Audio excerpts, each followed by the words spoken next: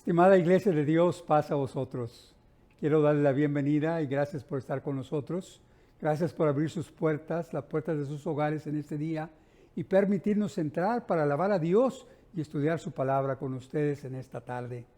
Quiero informarles que nuestra iglesia ha decidido que nuestro templo debe permanecer cerrado un poco más de tiempo hasta junio 13 del 2020. Esta fecha la confirmaremos, pero casi es seguro que en junio 13 abriremos de nuevo nuestro templo. Pero mientras tanto continuaremos nuestros servicios como lo hemos estado haciendo a través del internet, como lo hemos estado haciendo todo este tiempo. Ojalá y que usted haya estado con nosotros en estos servicios. Tenemos servicio en español a las 10 de la mañana, en donde tenemos algunos cantos, estudiamos la escuela sabática en español y tenemos un sermón muy interesante en español.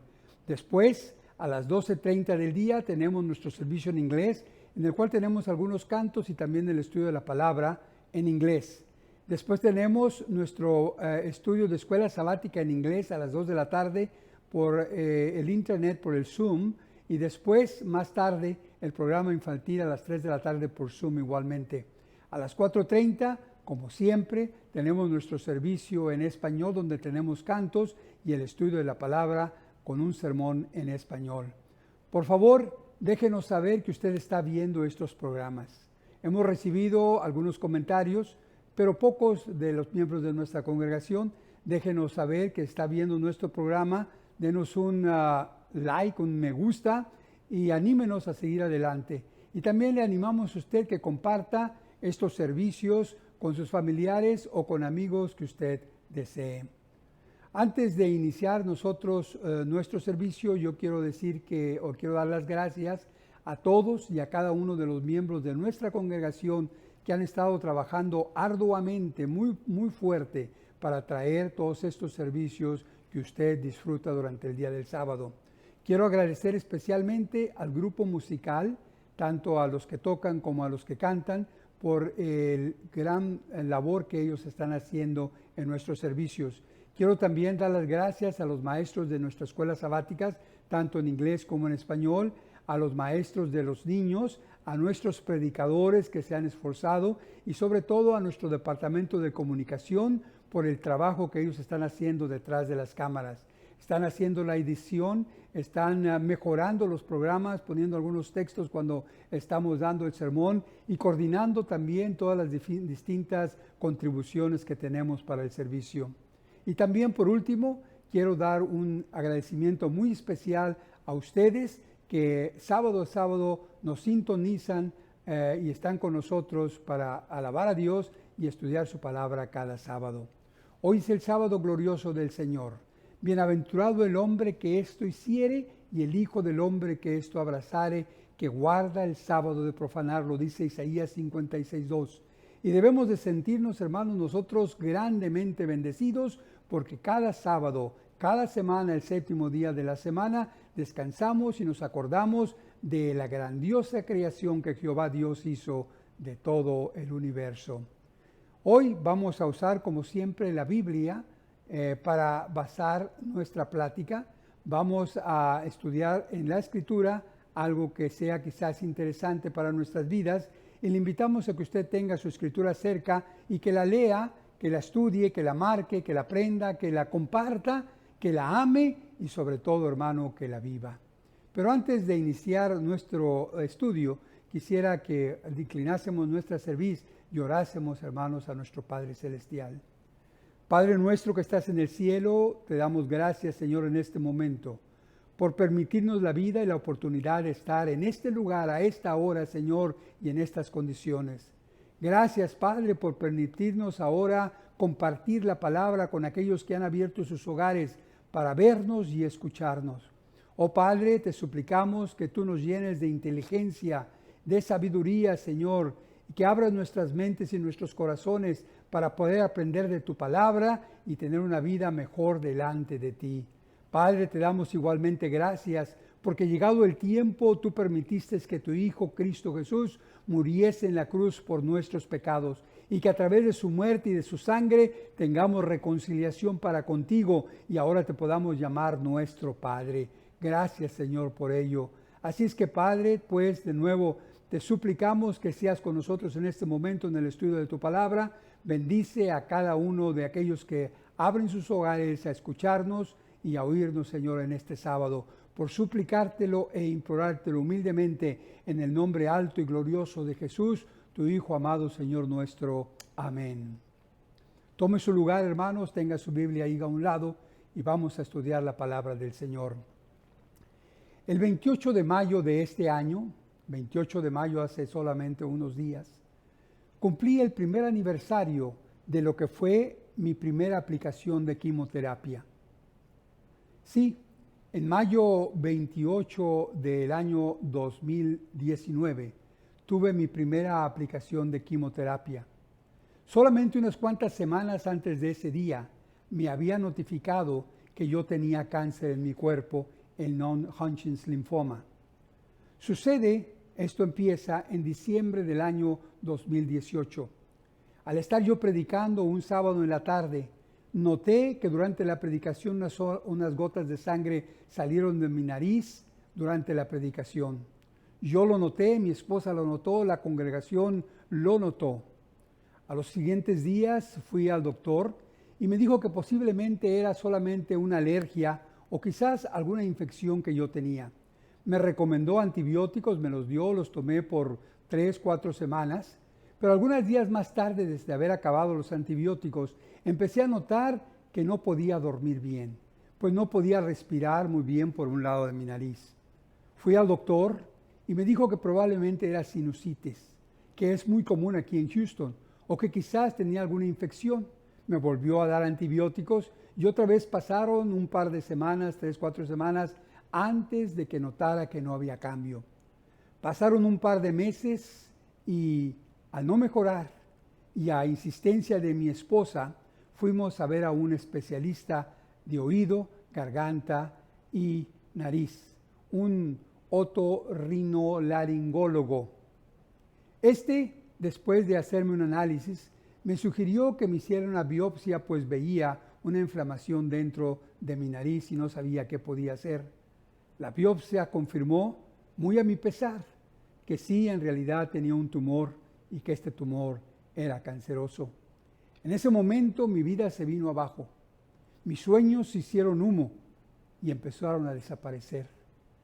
Gracias a mi esposa que siempre estuvo conmigo, a mi madre, a mis hermanos, a mis hermanas, a mis cuñados, a mis amigos, a mis hermanos dentro de la iglesia que estuvieron conmigo orando durante toda esta situación. Pero yo recuerdo la primera cita con el oncólogo, el primer scan o rayos que me hicieron en mi cabeza y en mi cuerpo, la primera inyección que me pusieron. En ese momento, cuando estaba con estos doctores, pensé que en realidad sería este año del 2019 un año difícil y malo en mi vida. Por meses después de ese diagnóstico y de la primera medicina que tuve de quimioterapia, pasaron meses en los que yo estaba angustiado y tenía mucho temor y mucho miedo. Me la pasaba orando y llorando algunas veces en silencio para no preocupar a mi esposa a medianoche y a altas horas de la madrugada. Quiero decirles, hermanos, que fue algo terrible. Fue terrible porque tenía un temor más a lo desconocido que al tratamiento en sí. Pero doy gracias a Dios y a ustedes de nuevo por su amor incondicional y por sus oraciones y el amor incondicional de mi esposa. Después de varias sesiones de quimioterapia y después de muchas innumerables sesiones de radiación, después de haber perdido yo el peso y de haber perdido todo mi cabello, gracias a Dios, hermanos, llegué al final de mi tratamiento. Dios actuó a través de sus oraciones y el 11 de septiembre del mismo año del 2019 fui dado de alta y me dijeron que no más cáncer. Para mí, el año 2019 fue el año más difícil y oscuro de mi vida. Había yo en ese momento tocado fondo. Pero quiero hacerles saber, hermano, que al mismo tiempo el año 2019 ha sido el mejor año de mi vida. Porque Dios se mostró en mi camino, porque Dios me dio la sanidad, porque Jehová me curó Y en esta tarde quiero decir, sea el nombre de Jehová bendito. Esta última semana, hace algunos días, como les decía, me volvieron a hacer scans, rayos de todo mi cuerpo y de toda mi cabeza, análisis de sangre y otros estudios. Y los resultados fueron de gran bendición.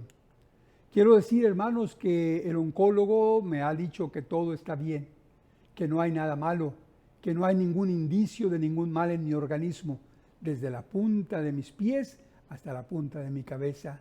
Y le doy gloria a Dios, hermanos, en mi primer aniversario de la primer quimioterapia que yo tuve. A través de esta situación, quiero decirles, aprendí a valorar más mi vida. Aprendí a disfrutar cada día, cada hora, cada minuto que Dios me da y deseo saborearlo tanto como puedo.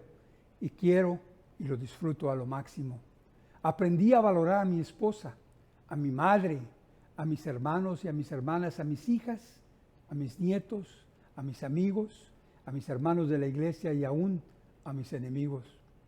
Pero sobre todo aprendí a valorar la misericordia y el amor que Dios tiene para conmigo y para con toda la humanidad. Dios me ama, y no solamente a mí, sino lo ama a usted y ama a toda su creación. Recuerdo aquel versículo en el libro de Ezequiel, en el capítulo 18, en el verso 32, tan hermoso, que dice que no quiero la muerte del que muere, dice el Señor Jehová. Convertíos pues y viviréis.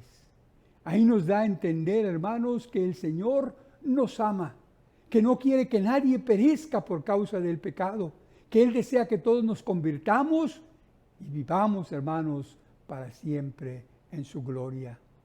Yo quiero proponerles, hermanos, en esta tarde, que la peor de las circunstancias por las cuales nosotros podemos atravesar, muchas veces no son más que grandes bendiciones de Dios para nosotros. Y quiero que veamos en la Escritura cómo Dios se ha manifestado o se manifestó a sus hijos a través de los tiempos, a pesar, hermanos, y lo hizo al hombre pasar de lo peor a lo mejor en su vida. Dios se ha manifestado directamente en el tiempo, a través, hermanos, de algún profeta también lo ha hecho, o a través de su Hijo Jesucristo, y hoy, hermanos, a través de quizás algún humilde pastor en su localidad. Sé que Dios todavía se manifiesta entre nosotros. Veremos, hermanos, en esta tarde cómo Dios se ha mostrado, hermanos, en los momentos más críticos de algunos personajes dentro de la Escritura, y los ha llevado, hermanos, de la derrota a la victoria, y ha transformado las situaciones críticas de la vida en triunfos, hermanos, más grandes que ellos hayan tenido. Quiero repasar con ustedes algunos de esos momentos en la Escritura para poder aprender de ellos, hermanos, que por difícil que sea su situación o por difícil que sea nuestra situación actual, puede convertirse, hermanos, en la mejor bendición de nuestra vida si permitimos a Dios, hermanos, si le pedimos y Él, hermanos, nos contesta favorablemente. Vamos a ver, pues, este día cómo algunos personajes, hermanos, pasaron de lo peor a lo mejor de sus vidas. ¿Listos? De lo peor a lo mejor. Dios actuando directamente. En el primer libro de la Biblia, en el libro del Génesis, hermanos, encontramos la historia de un joven, hermanos, que pasó sus primeros 30 años, puedo decir yo, en una situación no muy favorable para él. Sucede, hermanos, que él era uno de los últimos de los hijos de nacer en aquella familia. Era el hijo número 11, hermanos. Y dice la Escritura que por ser el número 11 y por haber nacido de la esposa de este hombre que amaba a la esposa, a la madre de este joven, dice que amaba a este joven más que a todos los demás, pero el problema es que los otros hermanos, los 11 hermanos que tenía, los 10 hermanos que tenía en ese momento y a una hermana que tenía, dice la Escritura que lo aborrecían. Él se pasó, hermanos, 17 años de su vida bajo este problema de que los hermanos lo aborrecían. Todos los que tenemos hermanos o hermanas, muchas veces hemos sentido, hermanos, favoritismo quizás de nuestros padres por uno o el otro. aunque yo sé que los padres no favorecen a nadie, pero a veces, hermanos, entre los hijos así se cree. Pues estos jóvenes no querían a este joven, hermanos, porque dice la Escritura que el padre lo amaba más que a todos los demás y ellos lo aborrecían. Lo aborrecían de tal grado, hermanos, que hasta querían matarlo. Y cuando este joven cumplió 17 años, nos dice la Escritura que en una ocasión los hermanos se ponen de acuerdo para matarlo y para hacerlo lo echan a un pozo, a una fosa, hermanos, y ahí lo dejan. Pero en ese lugar, en lugar de ser muerto, dice la Escritura que pasó por ahí los medianitas y ellos decidieron venderlo a los medianitas, quienes a su vez lo vendieron de nuevo a Potifar, que era un eunuco de Faraón, y después, hermanos, la mujer de Faraón quiso abusar de este muchacho. Este no se dejó y dice la Escritura que fue acusado por la mujer en una forma en mentira. Es echado en la cárcel aquel joven, hermanos, donde sirve ahí por muchos años. Después de 13 años cambia la suerte y este joven pasa de lo peor a lo mejor en su vida. Usted sabe de qué personaje estoy hablando, de seguro. Estoy hablando de José, el hijo de Jacob. Y nos dice la Escritura en el libro del Génesis, en el capítulo 41, en el verso 41 al 43, dice ahí la Escritura, y dijo más Faraón a José, he aquí, yo he puesto sobre toda la tierra, dice, de Egipto, te he puesto sobre toda la tierra de Egipto. Faraón le estaba diciendo a José, te he puesto sobre toda la tierra de Egipto. Verso 42 dice, entonces Faraón, dice, se quitó su anillo de su mano y lo puso en la mano de José e hízolo vestir de ropas de lino finísimo y le puso un collar de oro en su cuello. E lo hizo subir en su segundo carro y pregonaban delante de él diciendo, doblad la rodilla. Y dice la Escritura, y púsolo sobre toda la tierra de Egipto, hermanos. Yo quiero proponerle que este joven pasó de lo peor a lo mejor de su vida. Pasó de ser el penúltimo hijo, pasó de ser el hermano envidiado, pasó de ser esclavo, pasó de ser preso, hermanos, a ser el segundo de Faraón, hermanos, en Egipto. José era el segundo personaje más importante de todo Egipto, que era la nación más poderosa de ese entonces. Y de lo peor pasó a lo mejor. Y era José, dice la Escritura, de 30 años. Dios estaba actuando en la vida de José. Cuando los hermanos temían por haberlo vendido, hermanos, José les dice unas palabras hermosísimas que muestran, hermanos, que él no tenía envidia. Ahora pues, les dijo a sus hermanos, no se pongan tristes, no os entristezcáis, ni os pese haberme vendido acá, que para preservación de vida me envió Dios delante de vosotros. Génesis 45:5. José sabía, hermanos, que Dios era quien estaba en control de todo, aún de su propia vida. Y quizás, hermanos, puedo decir que fue la causa que él nunca se quejó. Pero lo que quiero que note usted en esto que hemos dicho, que hemos leído, es que por muy oscura que era la situación de José, en aquel pozo en el que él esperaba morir, o por muy oscura que era la celda, hermanos, en donde él estaba encarcelado por los medianistas, o la celda en la cárcel donde estuvo, dice que Dios, hermanos, cambió su situación y lo trajo de lo peor a lo mejor, hermanos. Qué grande amor de Dios para sus hijos.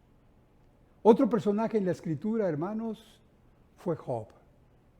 Este personaje, hermanos, pasó de ser el varón más grande de todos los orientales, porque lo tenía todo, hermanos, a estar en la más grande pobreza y en la peor de las enfermedades que el hombre pueda tener.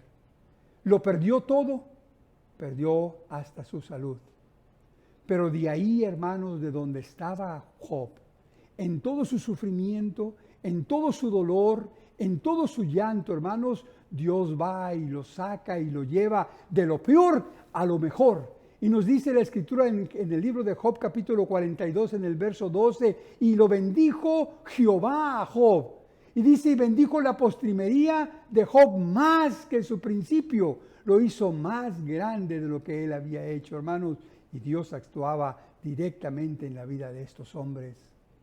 Y vemos a Dios, hermanos, que también actúa a través quizás de algún profeta. Yo recuerdo en la Escritura, en la primera carta de Reyes, hermanos, en el capítulo 17, que encontramos por ahí a un profeta conocido de todos nosotros. Y le encontramos, hermanos, que en una ocasión él es mandado a que vaya a cierto lugar, dice, y en ese lugar se encuentra una viuda que la conocemos como la viuda de Sarepta de Sidón, hermanos.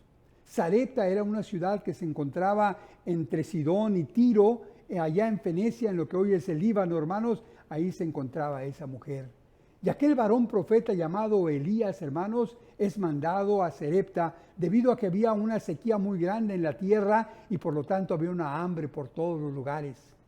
Dice la Escritura que lo alberga aquella viuda a este profeta y lo mantiene al profeta, hermanos, por casi un año.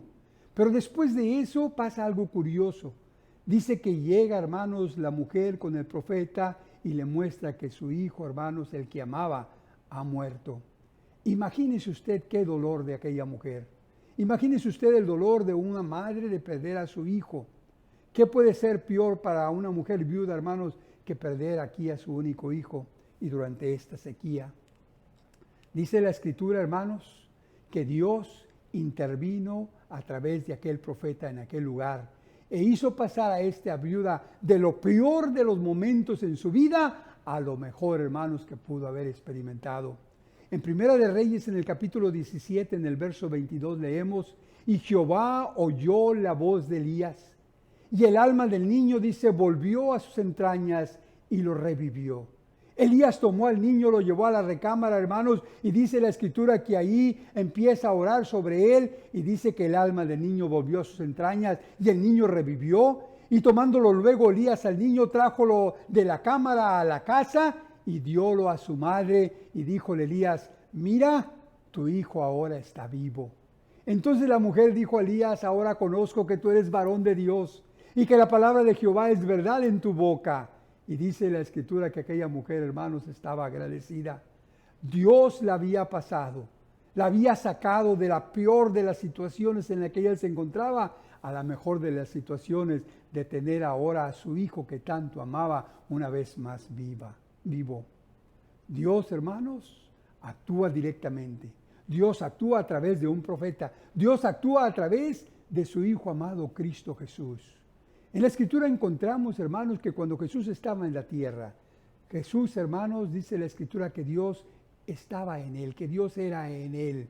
Dice el libro de Hechos en el capítulo 10, en el verso 38, Hechos capítulo 10, verso 38, dice ahí, cuanto a Jesús de Nazaret, cómo Dios le ungió del Espíritu Santo y de potencia, el cual anduvo haciendo bienes y sanando a todos los oprimidos del diablo, dice la Escritura, porque Dios era con él. Dios era con su Hijo amado. Dios lo había ungido y lo había levantado, hermanos, para que predicase su palabra en ese momento, en ese lugar. Bueno, pues sucede que en una ocasión Jesús, después de haber hecho un grande milagro en Capernaum, hermanos, después de haber sanado al siervo de un centurión, dice la Escritura que sale de Capernaum y se va a un lugar, hermanos, a una pequeña aldea que se llama Naín. Aquella aldea se encuentra como a 10 millas o 15 kilómetros al sudeste de Nazaret. Y dice, y si usted ve en algún mapa todavía aquella ciudad o aquella aldea retiene su nombre de Naín. Pues sucede, hermanos, en este lugar, en este tiempo, a esta hora, algo maravilloso. Una viuda, hermanos, se topa en su camino con Jesús. Dice el libro de Lucas en el capítulo 7, en el verso 11. Y aconteció después de aquel milagro en Capernaum, después de haber sanado a aquel siervo de aquel centurión, dice, sucede que después que Jesús iba a la ciudad que se llama Naín, e iban con él muchos de sus discípulos y una gran compañía lo seguía. Y como llegó cerca de la puerta de la ciudad, he aquí, dice, que sacaban fuera a un difunto, unigénito de su madre, la cual también era viuda. Y había con ella grande compañía de la ciudad. Y como Jesús, el Señor, la vio, dice, se compadeció de la mujer, se compadeció de ella y le dice, no llores. Y acercándose tocó el féretro. Y los que iban, dice, pararon y le dice a aquel mancebo, a ti te digo, levántate. Y entonces se incorporó el que había estado muerto y comenzó a hablar. Y diólo Jesús a su madre. Y todos, dice, tuvieron miedo y glorificaron a Dios, diciendo que un gran profeta se había levantado entre nosotros y que Dios ha visitado a su pueblo. Y salió esta fama de él, de Jesús, por toda Judea y por toda la tierra alrededor. Jesús, el Hijo de Dios, hace un gran milagro en aquel lugar, hermanos, con aquella mujer. Y la pasa de una situación terrible, de ser una viuda, de haber perdido a su hijo, de un momento muy angustioso, hermanos, a una situación de alegría. El joven, no digamos, igualmente, pasa de haber estado muerto, ahora a tener la vida. Jesús se topó con ellos y todo, hermanos, les cambió. Cambió su situación y pasó de ser la peor situación concebible a la mejor situación posible en sus días. Cuando Jesús, hermanos, se topa en el camino con nuestro camino, la vida del hombre, hermanos, cambia. Él da vista al ciego. Él da oído al sordo. Él hace que el cojo salte de alegría. Usted y yo, hermanos, tengo la seguridad de que alguna ocasión nos topamos con Jesús. Y Dios ama tanto al mundo, hermanos, que esa fue la razón por qué Jesús vino a la tierra. Lo ama tanto que dio a Jesús, hermanos, para que todo aquel que en Él cree tenga la vida eterna, hermanos.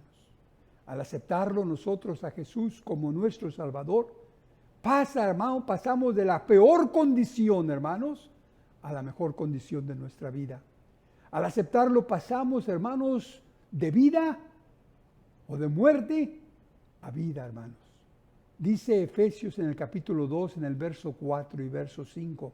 Efesios capítulo 2, verso 4 y verso 5, dice la Escritura: empero Dios, que es rico en misericordia, por su mucho amor con que nos amó, aun estando nosotros muertos en pecado, nos dio vida.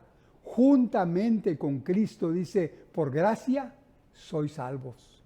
Note lo que dice la Escritura, que antes de que Dios, hermanos, nos conociese, que antes que permitiese que Cristo se cruzara, hermanos, en nuestro camino, estábamos muertos en nuestros pecados. Pero dice que Dios, dice, en su rica misericordia, por su mucho amor con que nos amó, dice que estando aún muertos en pecado, nos dio vida juntamente con Cristo. Yo pienso, hermanos, que aquel joven que había muerto en Naín, hermanos, somos nosotros. Y aquel contacto con Jesús hemos sido pasados de muerte a vida, hermanos, por el nombre de Jesús. En el libro de Colosenses, en el capítulo 3, verso 3 y verso 4, nos dice que esa vida que Dios nos dio juntamente con Cristo está escondida para ser revelada. Dice la Escritura, porque muertos sois, y vuestra vida está escondida con Cristo en Dios. Cuando Cristo, vuestra vida, se manifestare, entonces vosotros seréis también manifestados con Él en gloria. Dios se manifestó directamente con José para llevarlo de ser el segundo, para llevarlo de ser un esclavo a ser el segundo de Faraón.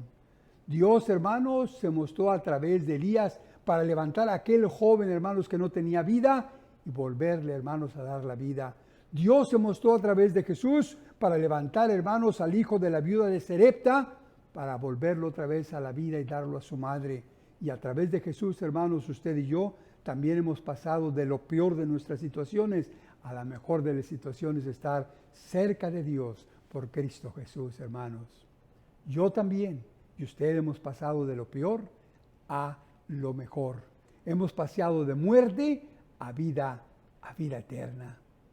Hoy en día, hermanos, muchas veces yo creo que Dios se sigue mostrando entre las gentes, pero esta vez a través del humilde pastor, de aquel hombre que es humilde o la mujer que es humilde, que se manifiesta a Dios, hermanos, a través de ellos con algún hombre, alguna mujer.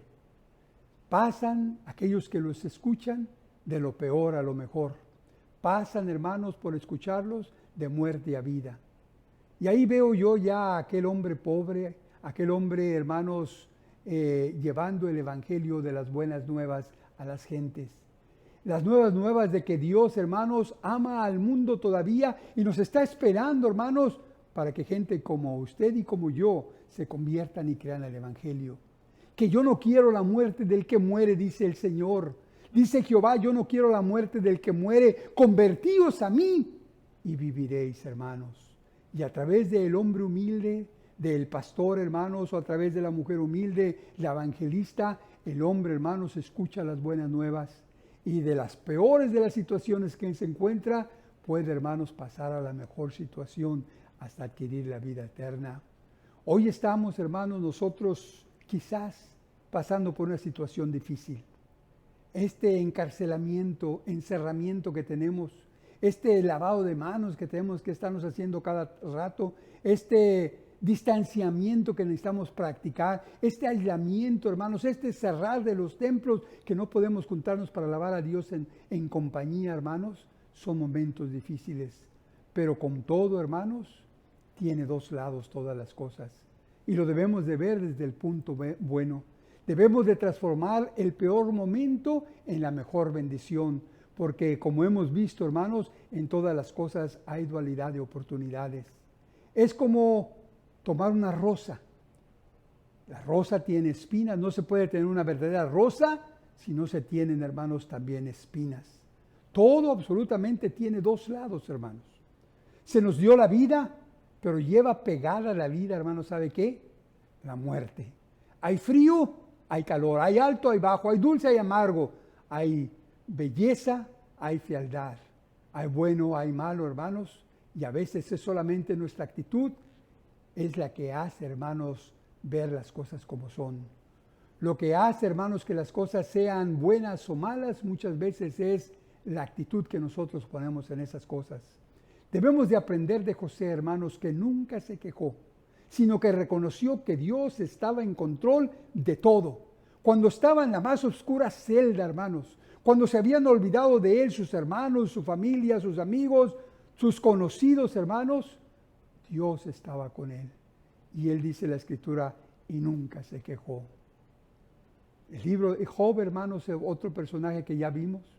También él, hermanos, cuando le vinieron todas las cosas malas a su vida, cuando le llegaron todas las calamidades, cuando perdió sus riquezas, sus ganados, hermanos, cuando perdió sus hijos, cuando perdió su esposa, cuando perdió su salud, con todo eso, hermanos, él nunca renegó. Dice la Escritura en Job capítulo 1, verso 22, y en todo esto, dice, no pecó Job, hermanos, ni le atribuyó a Dios despropósito alguno.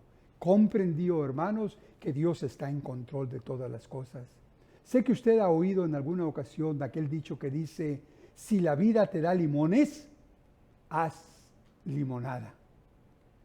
Lo que enseña este refrán popular es que debemos de tomar lo mejor de las situaciones negativas de nuestra vida y hacer de ello, hermanos, algo que beneficie para nuestra vida futura. Por experiencia propia, como les platicaba, sé que es mucho más fácil decir que practicar este refrán. Cuando se pasa a veces por situaciones difíciles en la vida, hermanos, uno llora, uno se esconde a medianoche a orar al Señor en dificultad y en angustia, hermanos. Sin embargo, el consejo es bueno. Si la vida te da limones, haz limonada. Es decir, que debemos de aprender a adaptar una actitud, hermanos, más optimista frente a las adversidades que algunas veces, hermanos, quizás llegan a nuestra vida. Eso me hace recordar, hermanos, el inicio de una hermosa novela, hermanos, de aquel hombre llamado Charles Dickens. La novela empieza diciendo estas palabras, ponga atención. Era el mejor de los tiempos y el peor de los tiempos. La edad de la sabiduría y también de la locura. La época de las creencias y de la incredulidad. La era de la luz y de las tinieblas. La primavera de la esperanza y el invierno de la desesperación. Todo lo poseíamos, pero nada teníamos. Íbamos directamente al cielo y nos extraviábamos en el camino opuesto.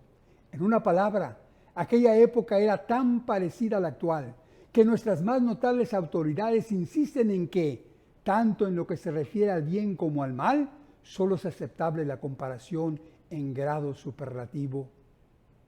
Estamos pasando, hermanos, por momentos difíciles, pero como se fue reportado en el periódico El Norte de Castilla en marzo 23 del 2020, donde decía: creemos que vivimos en el mejor de los tiempos, la oportunidad que nos brinda la tecnología para progresar y controlar el mundo, pero experimentamos el peor de los tiempos porque el COVID-19 nos ha mostrado, hermanos, nuestras debilidades.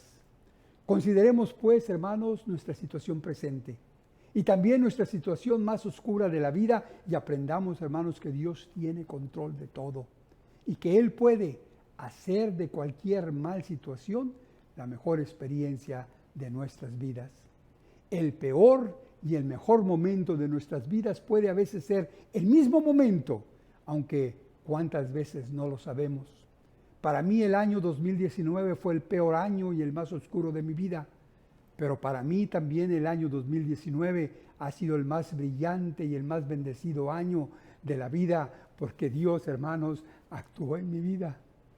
Este tiempo nos ha hecho parar, hermanos, parar nuestras carreras desenfrenadas que teníamos, y nos ha hecho que ahora nos refugiemos en nuestros hogares, y ahí en la soledad y en la quietud, hermanos, sin las prisas, sin los contratiempos, podemos encontrar, hermanos, lo que andábamos buscando. Podemos encontrar la salvación en Cristo Jesús. Podemos encontrar, hermanos, a Dios a través de Cristo Jesús. Podemos, hermanos, también encontrar lo mejor dentro de lo peor. Y así como cambió la situación de la viuda, hermanos, y de su hijo, aún puede cambiar también, hermanos, la situación de nuestra vida. El año 2020 puede ser el peor para muchos de todos los años de su vida, pero quiero sugerirle, hermanos, que también puede ser el mejor de todos los años que pueda vivir. Sé que gente se quedó sin trabajo, sé que gente perdió su salud, sé que gente, hermanos, ha perdido su buena economía, pero también nos ha dado tiempo para valorar, hermanos, qué es nuestra libertad. Para valorar, hermanos, y apreciar nuestro acercamiento a nuestra familia, a nuestra esposa, a nuestros hijos, a nuestros nietos, a nuestros padres. A reencontrarnos, hermanos, con viejas amistades, a reencontrarnos con nosotros mismos y sobre todo, hermanos, para reencontrarnos y amistarnos, hermanos, con Dios otra vez. Dice la Escritura: amístate ahora con Él y por ello te vendrá bien. ¿Sabe usted, hermanos, que Jacob y Juan y Pedro y Andrés hace muchos años salieron de su casa un día sin saber que ese día, hermanos, habría algo que les cambiaría su vida? Ellos se toparon o tropezaron con Jesús y sus vidas, hermanos, cambiaron para siempre. De ser humildes pescadores, pasaron a ser discípulos de nuestro Señor Jesucristo y ahora, hermanos, emisarios de su palabra.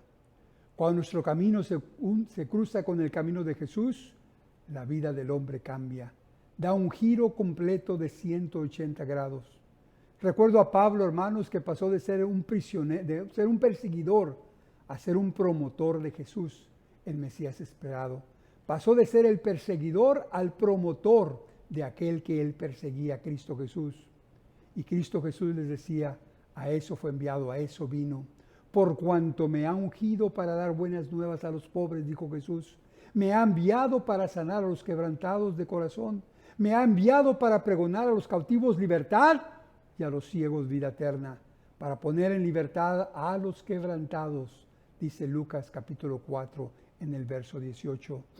La viuda de Naín, hermanos, lo experimentó al cruzar su camino con el camino de Jesús. Ella pasó de lo peor a lo mejor de su vida.